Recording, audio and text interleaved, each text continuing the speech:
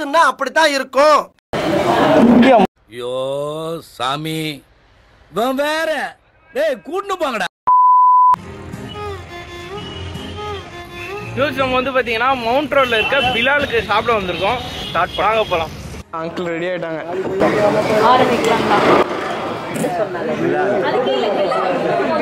யூத்னா அப்படித்தான் இருக்கும்.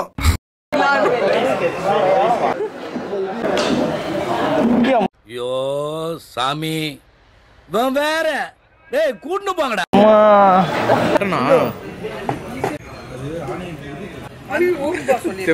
தெம்பில்ல பாடி ஸ்டோடாவா இருந்த என்ன கோலி சோடாவாக்கி ஃபைனல் டச். என்னது சிரிப்பு கலுக்குன்ட்டு பொண்ணுன்னா நல்லா கலகலன்னு சிரிக்க வேணாம்.